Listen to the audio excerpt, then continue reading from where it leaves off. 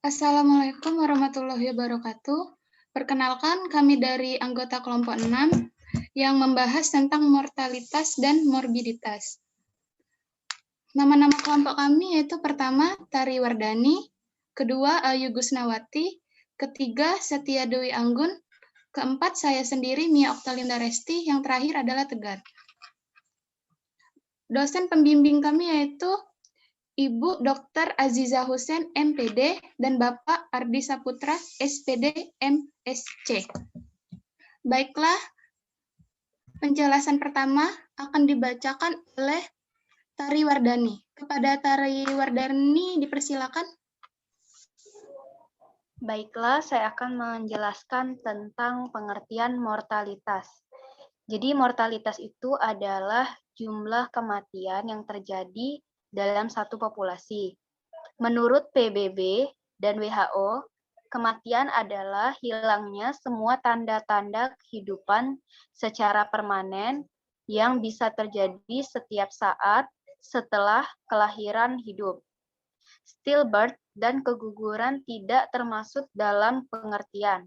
Adapun konsep dan mortalitas antara lain, yang pertama ada mati, yang kedua ada lahir mati, ketiga kematian, dan yang terakhir itu kematian ibu melahirkan. Selanjutnya yaitu adalah ukuran-ukuran mortalitas. Jadi ukuran-ukuran mortalitas ini terbagi menjadi 7. Yang pertama ada angka kematian kasar, yang kedua ada angka kematian bayi, yang ketiga ada angka kematian menurut umur, yang keempat angka kematian ibu, yang kelima angka kematian neonatal, yang keenam angka kematian perinatal, dan yang terakhir itu species death rate. Baiklah, saya kembalikan ke moderator. Baiklah, terima kasih kepada Tari Wardani. Slide selanjutnya akan dibacakan oleh Ayu Gusnawati. Kepada Ayu Gusnawati dipersilakan. Baiklah, saya akan membacakan tentang sumber data mortalitas. Pertama, sistem registrasi vital. Apabila sistem ini bekerja dengan baik, merupakan sumber data kematian yang ideal. Di sini, kejadian kematian dilaporkan dan dicatat segera setelah peristiwa kematian tersebut terjadi. Di Indonesia, belum ada sistem registrasi vital yang bersifat nasional, yang ada hanya sistem registrasi vital yang bersifat lokal, dan hal ini tidak sepenuhnya meliputi semua kejadian kematian pada kota-kota itu sendiri. Dengan demikian, di Indonesia tidak mungkin memperoleh data kematian yang baik dari sistem registrasi vital. Sensus dan survei penduduk. Sensus dan survei penduduk merupakan kegiatan sesaat yang bertujuan untuk mengumpulkan data penduduk termasuk pula data kematian. Selanjutnya.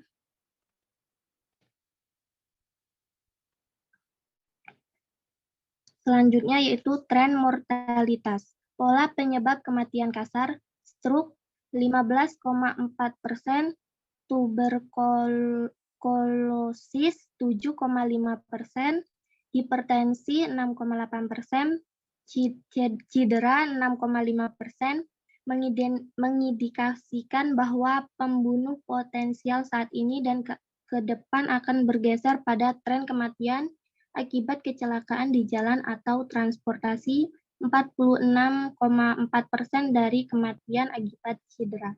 Terima kasih, kembali ke moderator. Terima kasih kepada Ayu Gusnawati. Slide selanjutnya akan dibacakan oleh Setia Dewi Anggun. Kepada Setia Dewi Anggun dipersilakan. Slide selanjutnya. Baiklah, di sini saya akan menjelaskan mengenai morbiditas.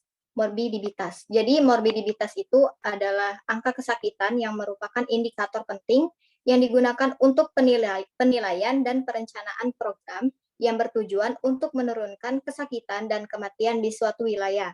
Angka kesakitan ialah jumlah kejadian suatu penyakit yang dirumuskan sebagai jumlah anak yang sakit per 1000 anak yang bisa terkena penyakit.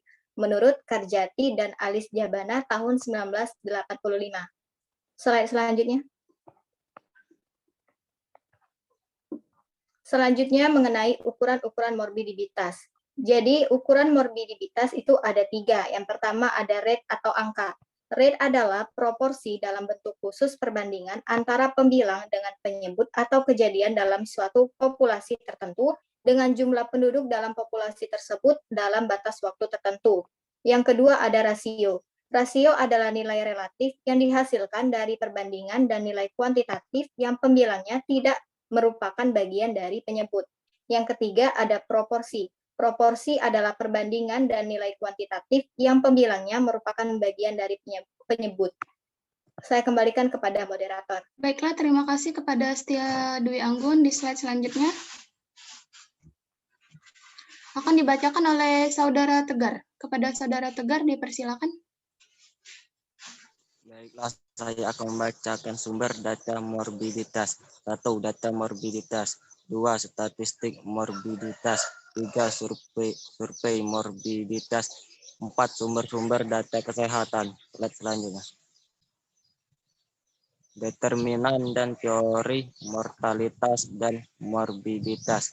1. Determinan kematian ibu dikelompokkan dalam 3 kelompok, yaitu 1. Determinan proksi atau dekat, 2. Determinan antara, 3. Determinan kontekstual.